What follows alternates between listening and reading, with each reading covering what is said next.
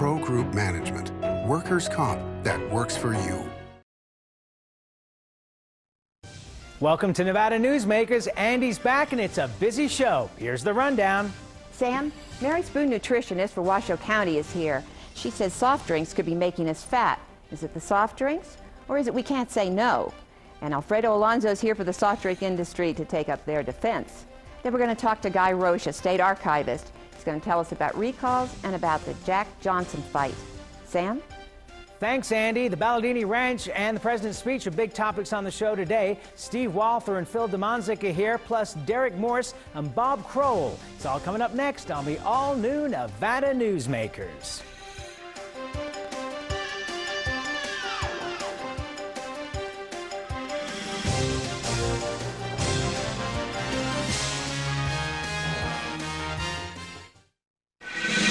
Nevada Newsmakers, brought to you in part by Charter Communication. The Abowed family has an appetite for dialogue. Agree or disagree, have the conversation. All opinions are welcome.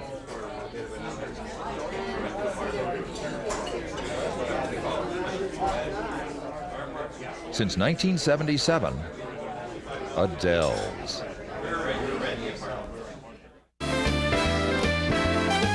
Catch us straight, dine at 8. Lucky you. Lucky you. Dance till 1. Have some fun. Lucky you. Lucky you. Taste the shrimp. Have a sip. Try the pool. Play it cool. At the Sienna Hotel Spa Casino. Lucky you.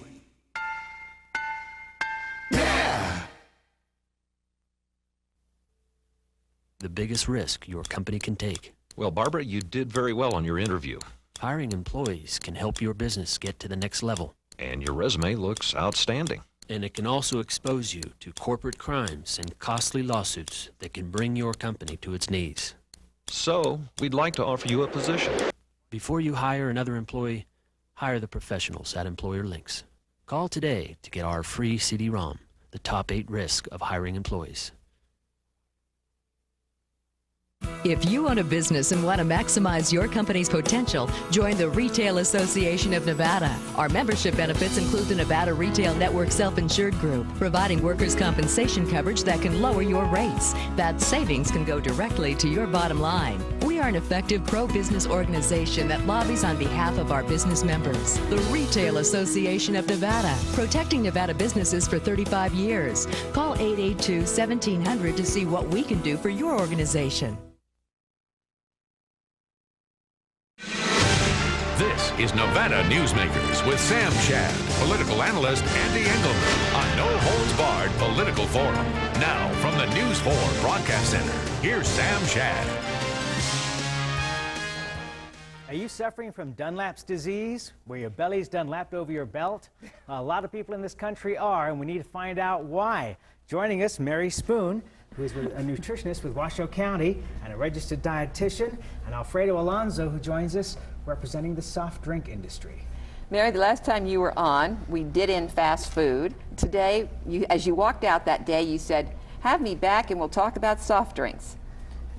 You know, soft drinks contribute the largest amount of sugar to the American diet. And when we're talking about issues such as obesity, and we were talking about that when we were talking about fast food, soft drinks play a major role, contributing almost 10% of the calories to the typical teenager's diet. So whose fault is this? I mean, is it the people doing the drinking or the people doing the selling? Oh, I think it's the people doing the drinking, for sure. But we have to, especially with kids, set parameters for them. And I guess where I get a little bit of an uproar is when we're selling them in schools. Because a lot of kids, and believe it or not, even in the low-income schools that I go and do education in, those kids have money. And they're buying the soda pop. What about diet drinks? I don't have a problem with that particularly. Somebody else might take me on about aspartame or artificial sweeteners, but it's certainly an alternative, I think, is fine. The only thing that might cause is a decrease in the consumption of dairy products, which lead to osteoporosis in kids. This is the time of their lives when they put on the most calcium in their bones. So if they're displacing nutritious types of drinks with soda pop of any kind, then we have a problem. Okay, Alfredo, you used to be able to buy a 6-ounce bottle of Coke. Now you can buy these 64-ounce half gallon of Coke. Whose bladder is big enough to hold this? I think first of all, obviously, it's the market that dictates the size of these drinks or whether they're sold or not. I have to obviously answer a couple of these issues first. Number one, dairy consumption has not gone down. So kids are not drinking less, it stayed stable. Actually, it's soda pop consumption that's actually dropped. With respect to the vending machines in schools, it's not just Pepsi or Coke that's in these machines. It's juice, it's milk, it's all these there are several types of items in there, so the kids do have a choice. So in my view, it comes down to the parents and not the school and not the vending machine and not the industry itself. All right, you have children. When they're at school, you can't control what they're doing. You may say to your daughter, I want you to drink milk at lunch today. Is she going to listen to you? Yes, she is. Oh. And in fact, I know she is because it's something that I've taught her since she was a little kid. She hardly drinks any soda whatsoever. We don't have any at home. It doesn't mean that I would say to the next kid or the next family, don't drink it, but I think it's up to every parent to discuss these things with their kids, and hopefully they'll take that into school and keep their word. Mary, what do you think the difference in marketing budget is between the milk industry, for example, and the soft drink industry? Well, there's a tremendous difference. You know, and I have to comment, Alfredo, you're probably one of the few parents or a parent that is involved with your children. There lies the concern. He's talking to his kids about drinking milk, and actually in the age group of 11 to 19, only about 10% of the girls get what we would like to see them get, which is 4 servings a day to meet their calcium consumption. But you're talking to your kids, you're saying drink your milk, you're probably setting a good example for them too, and not sitting at the table with your Coke and telling her to drink her milk. So it's important that we set a good example. That's exactly right. Unfortunately, not all parents, and it tends to be those coming from low-income families that don't have the involvement. And certainly the advertising industry plays a great role there, because there's just no way for the milk industry to compete on the budgets with the soft drink industry. It's a capitalistic society. Well, and obviously soft drink industry wants to sell soft drinks. Sure. They're going to advertise it. You can't blame the industry for doing what they need to do to survive in the marketplace. Absolutely not. That's right. They have to do what they have to do. But parents, and we have to set the best example that we can so that kids will choose healthier things, and they're kids. Okay, let's talk about caffeine, because not just in soft drinks, but in coffee as well, which has become a national craze over the last couple of years. How is this affecting our society? You know, consumption of caffeine's always brought about some types of concern about health problems, and there really isn't a whole lot of things over the years we've actually been able to prove that it causes. The one thing that it causes with kids is sleeplessness or jitteriness, and so if they're consuming, and I know my own nieces, they consume the ones that have caffeine in them, and they're drinking at 8 o'clock at night, and then my mom can't figure out why they won't go to sleep. Well, it's because they're all jazzed up on the caffeine. But you can get soft drinks also that don't have caffeine in them. Correct. Right, but just because it's a cola-looking soft drink is not the way to evaluate whether it has caffeine or not. We've got orange drinks that do, we've got citrus beverages that do, we've got root beer that do, so we have to be careful consumers if we're watching what our children consume later in the day, not to assume that it doesn't have caffeine. Alfredo, you got the last word. Well, I believe the most important thing we can do here is put our time and effort into educating kids, educating families. I don't think that it's worthwhile to say to a school, no, you can't go into a public-private partnership with a company, even though it's going to buy computers, even though it's going to help your music Okay, Alfredo, I lied. I'm not going to give you the last word. Okay, so the gaming industry has responsible gambling. Soft drink industry going to sponsor a campaign for responsible soft drink drinking? Well, I think that the soft drink industry has been very active in sitting down with school districts and trying to come up with ways that they can help, and I think they'll continue to do that. Okay, we're out of time, but I thank you both for being here. We'll be right back on Nevada Newsmakers after this time. Interest rates remain at all-time historic lows. Now's a great time to purchase or refinance in the Northern Nevada area. Hi, I'm Valerie Hedlund, Operations Manager of CTX Mortgage. We pride ourselves in giving face-to-face service, local processing, local underwriting, immediate loan approvals in a private and professional office setting. We at CTX choose to do business differently. This is our local team of processors and operations staff that are dedicated to providing you the highest level of service. Please call any of the loan officers on our CTX team. Would you like to savor a Trento pork chop? Or maybe pasta rags with grilled chicken? Hugo's Tuscan Grill at DeAndrea is a celebration of color, flavor, and freshness. Each dish is created from natural, wholesome foods that is delicious and nutritious.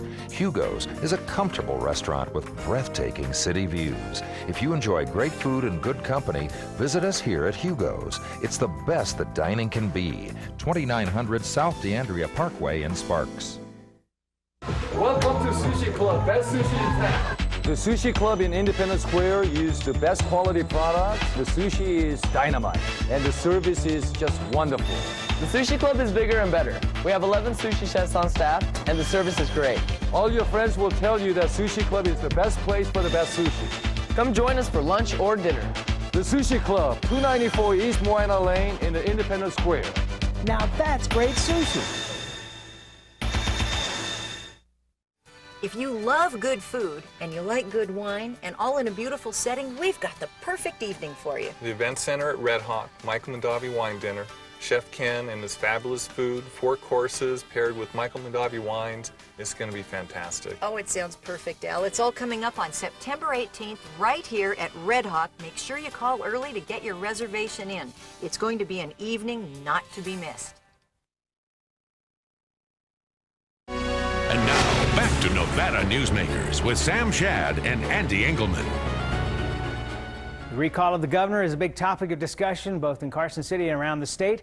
Guy Rocha is the state archivist, and we welcome him to the program to talk about this. Thank you very much.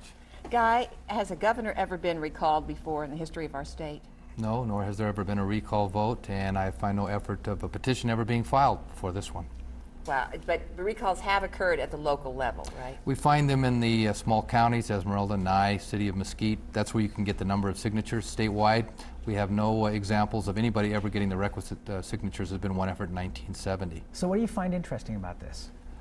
That people are, well, of course, they're trying to do it. They're entitled to do it. That's why we set up that reform in 1912. What I find interesting is it's going to cost $2 million, and generally the people that want this are fiscal conservatives. I wonder how they reconcile. There's irony there. There's irony. Yeah, Well, you like irony, Sam. I've watched the show before. All right, let's turn. Oh, I'm sorry. Go ahead. I was going to change the subject. Go ahead. Okay. I happen to know that Ken Burns is working on a documentary about Jack Johnson, who was a Afro-American boxer and was heavyweight champion in 1908. Right, he beat Tommy Burns in Australia to win that title. Mm-hmm. Correct, and this is now one of our big economic boosts in the state is boxing. But let's talk a little bit about Jack Johnson, okay?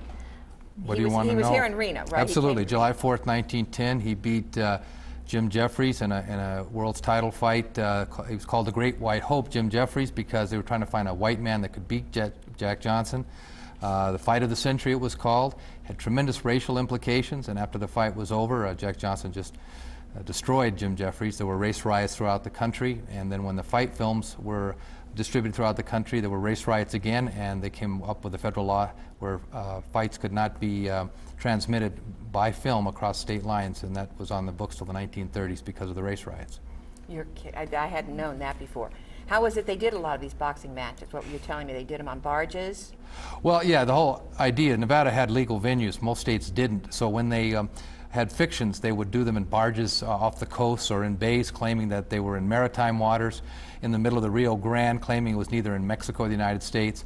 They're trying to avoid essentially the police coming down and shutting down the venues. That's why that fight came to Nevada, because the California governor refused to have it in his state. Now, how did this affect it? Denver Dickerson was the lieutenant governor, acting governor at the time. That's correct, yes. Did this adversely affect his career at all?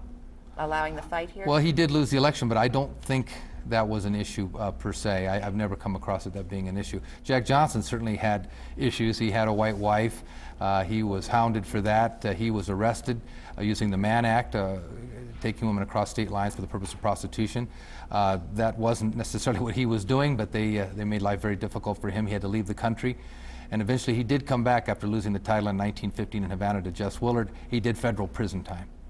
That's an amazing story. Now, boxing, as Andy was pointing out, has become a huge revenue producer for the Silver State. Is it the largest revenue producer in terms of boxing anywhere in the country?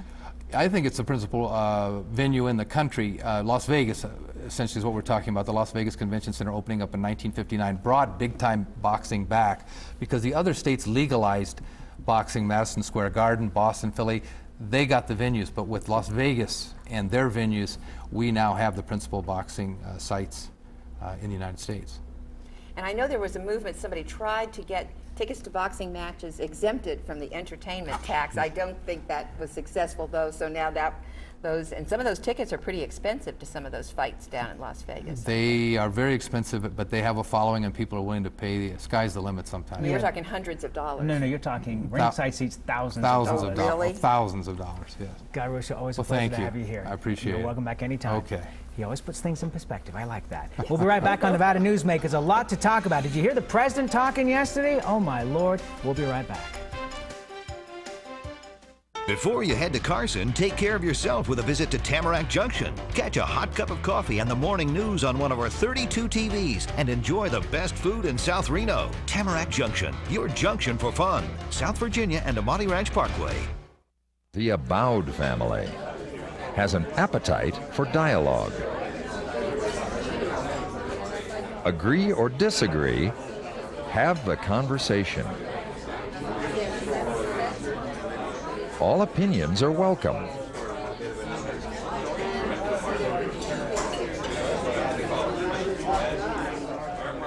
Since 1977, Adele's.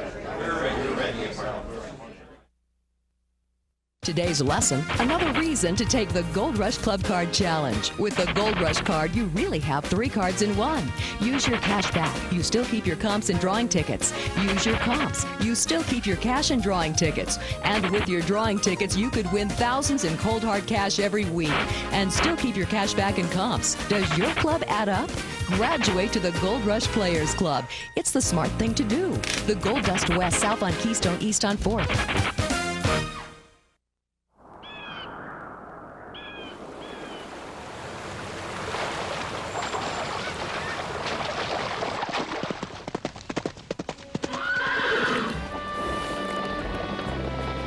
When you sign up for Wells Fargo Free Checking, you get more than free checking. You get the freedom to bank when and where you want.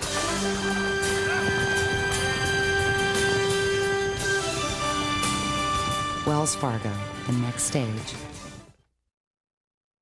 Make your daily commute easy with breakfast or lunch at the Tamarack Junction. Enjoy daily specials, super fast service, and South Reno's freshest morning meals. Tamarack Junction, your junction for fun. South Virginia and Amati Ranch Parkway. And now, back to Nevada Newsmakers with Sam Shad and Andy Engleman. And back on Nevada Newsmakers, a great panel today. Phil DeManczuk is a noted wildlife photographer and has taken thousands of pictures at the Balladini Ranch. Steve Walther, an attorney, he has also spent a lot of time fighting to keep the Balladini Ranch for the people of Washoe County. Derek Morse with RTC and Bob Crowell, attorney and friend of the program. Let's start out with you, Steve. Just describe briefly the area that Balladini Ranch occupies for those that don't know it, and why are we in trouble again? I thought we'd fixed all this. The Balladini Ranch is a 1,019-acre parcel that starts with McCarran Boulevard and then goes south. It's immediately west of Lake Ridge, and it goes south toward the Arrow Creek Redfield development. Together with the land that's been dedicated by Arrow Creek, there'd be, if Balladini becomes a reality, there'd be approximately 2,500 acres of open space and wildlife refuge for the people and the animals for posterity forever. Without Balladini, that 1,019-acre parcel, the wildlife would not be able to survive a tough winter if you just had the land dedicated by Arrow Creek, And of course, the access to the Forest Service and the enjoyment of that beautiful place would be lost to the people forever. Okay, a couple of years ago, I thought you had this all fixed, that Washoe County was going to buy it, we were done. To make a long story short, the county did, and the voters definitely approved way overwhelmingly a bond issue, part of which was to go to acquire the Ballardini Ranch. The Minnesota developers acquired it in March 11th, 1998 for $8.5 million. $4 million was allocated out of that bond issue, meaning further money was needed to acquire it. The county then applied for money under the Southern Nevada Public Lands Management Act and did get preliminary approval, did get final approval really for $15 million toward allocation to the ranch as well. Approximately 2 weeks ago, the developer changed its mind, or at least said that it has decided not to allow the property to be qualified for acquisition under federal funding. So the county is in a position at this point to have to take a look at additional funding mechanisms, which is being done right now. Okay, Andy's over on the remote mic, and she's got questions here because she has concerns about this. Andy? Yes, my only concern on this whole thing, frankly, Sam, is isn't there a limit to how much we can set aside for the animals? Don't we need room to grow? And what's wrong with a little development? Phil, you want to take that? Yeah, I do. There's nothing wrong with a little bit of development. We have plenty of development going on, but we can't pave over everything. It's been my experience over 30 years spent in the backcountry and photographing wildlife that the minute something is brought out of balance, everything goes askew. You know, we're a tourist-based economy. Let's not forget that. I'm a big supporter of the RSCBA's Reno being the adventure destination resort of America. I think that's bringing a lot of tourist dollars back into Reno. We bring a lot of outdoor enthusiasts here, hikers, mountain bikers, fishermen. I don't kayak at all, but I'll tell you, I'm one of the biggest supporters of that kayak park going in down on the river. We had the ESPN outdoor games here this year. And the problem with these green belts that we need to open up is the fact that these animals don't understand boundaries, roads, and what have you. That's big deer wintering area up there, excuse me. One of the hottest populations of black bear in all of Nevada is up in and around the Hunter Lake area, which is just west of the Ballardini Ranch that we're talking about. I believe it's a quality of life as well. Andy had said earlier that you know, there are people who want to pave over everything. Well, there are people who don't want to pave over everything either. And I think this is the time. It's an issue. It's on the table. I think we have to stand up and be counted.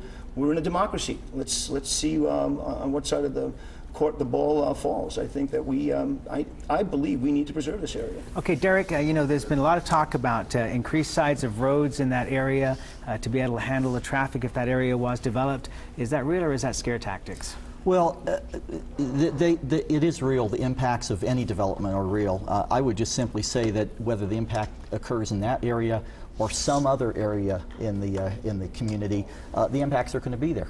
We can't escape that. The homes that are not built in that area will be built someplace else. I would also say that, and I support the acquisition of the Ballardini Ranch, but slowly we have continued to lose public access to all these public lands along the west side of the valley. Hunter Lake, it's almost impossible to get up there. True. And I think that a lot of people view this acquisition as it's for the rich folks on the west side of the valley. I happen to live over on the west side of the valley, so I guess I'm in that group too. I'm just simply saying that I think the case you make, it's not just about the people that live over there, it's for the whole community, really has to be made, and I think they have to make sure that access to those lands, good access, is preserved. And I live over there as well. I mean, the Ballardini Ranch is my backyard. And somebody may say I have an agenda here. Well, I do. I mean, that's one of them. But I also have an agenda for the community. I've lived in Reno for 21 years. You know, I've traveled all over North America. I'm in Alaska constantly. And I love coming back to Reno, Nevada. I always love coming back here. And it's amazing family that I come out and visits me from New York. I'm originally an East Coast boy. I mean, their mouths drop open. They said, you know, Philip, we never realized what you have here. I mean, that's one of our big draws. Okay, Bob, you want to have the last word on this? Oh, you know, I'm just going to say the older I get, the more I tend to agree with what Phil said. I think an open space is extremely important for the quality of life, and particularly in northern Nevada. So, you know, my hat's off to you guys. All right. By the way, one last question for you, Steve. Yes. If the county now does not have access to these federal funds, how much money do they need to raise, and how the heck would they do it? You got about 15 seconds. About 2 weeks ago, the county directed its staff to order an appraisal and also to look at fiscal and legal alternatives. That was the event that prompted the developer to become upset and asked the federal government not to allow the money to be used for its acquisition. But there are a number of other avenues, including our federal delegation, has been totally supportive since then and say they'll help do whatever they can to get money for Valley Bean. Okay. All right, Bob, let's switch gears here. President makes a speech last night, and after a lot of prompting from the Democrats who were on the campaign trail, finally came clean with the American public. It's going to cost $87 billion next year, in addition to the deficit that's close to $300 billion, in addition to the $4.5 billion a month we're spending now. What do you make of this? Well, I think that the deficit is really $450 billion, but I think that aside, I think that people are willing to spend money, $87 billion, for fighting terror. I'm not so certain that that argument is saleable when you say it's $87 billion to create another country. Because if we're going to use $87 billion to create another country, we could use that $87 billion to create a country here in the United States. And I think that's the argument that's going to be made, and I think it's going to be pretty tough for the president to present that. And again, that gets to the issue of why we're in Iraq in the first place. Again, it's one thing to fight terror, it's another thing to fight weapons of mass destruction. It is quite a different thing when you use your military force to create another society in your own image. And that, in my opinion, is going to be difficult. Difficult, maybe impossible. Derek, you're in the PR business. Is the president going to be able to sell this? The first thing that just astonishes me is, why is anyone surprised? If anyone had listened to the experts outside the administration when we first went into Afghanistan, and then when we went into Iraq, they would have told them or heard them say, look, this isn't just about the military part. That's the tip of the iceberg. If we're really going to get rid of terrorism, we've got to get to the root causes, the societies that are closed, that offer less opportunity, fewer freedoms, the poverty, the problems there. And that's where all the big expenditures are. Why is anyone surprised? Now, I do agree. We've got huge expenditures here at home that should be made in terms of infrastructure and other things that can help the economy and help jobs. And it's going to be a hard sell. And that's where we got to leave it. Guys, we'll include you on the next go-around. We'll be back on Nevada Newsmakers after this. Big Apple Pizza, best pizza in Nevada, take one. Today we're here, we're making homemade meatballs for a meatball parm. You like cheesesteak? I think you're like in South Philly right now. It's the best cheese ever made. Now that's how a Philly cheesesteak's supposed to look. And here's little Cole. This is authentic. We'll throw some pepperoni in here. Not gonna be shy about it. I bet you guys didn't know I could do that. Don't skimp on the toppings. Authentic as it gets. Big Apple Pizza and Subs on the corner of Bering and McCarran, a New Jersey guy who knows how to make an East Coast pizza.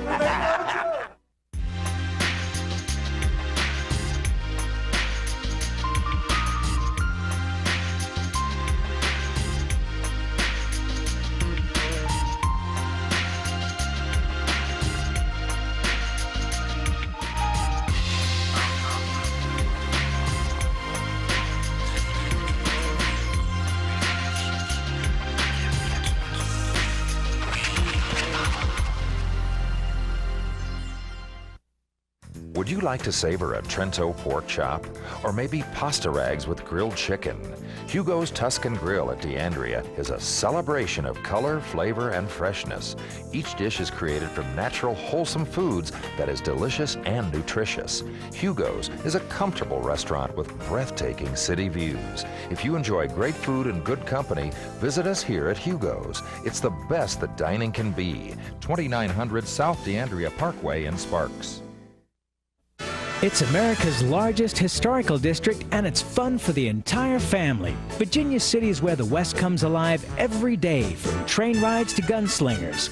Your gang can explore mines and interesting museums, visit historic saloons, and do some great shopping. Virginia City is the ultimate in family entertainment, and it's very affordable. Come up and stay overnight in our hotels, motels, and RV park. Virginia City, the Wild West at its best. Nevada Newsmakers, brought to you in part by Charter Communication. Tomorrow, Brian Sandoval, the Attorney General. We'll see you next time.